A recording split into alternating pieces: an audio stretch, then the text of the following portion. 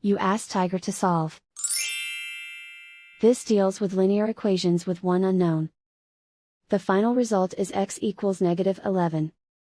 Let's solve it step by step.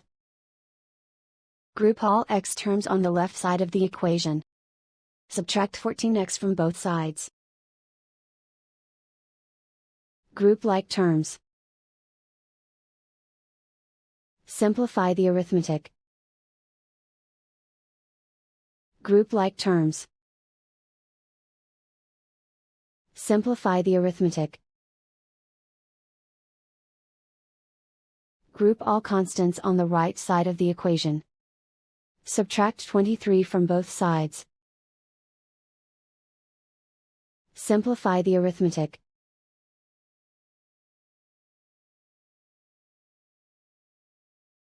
Isolate the x. Divide both sides by 4. Simplify the fraction. Find the greatest common factor of the numerator and denominator. Factor out and cancel the greatest common factor. And so the final result is x equals -11.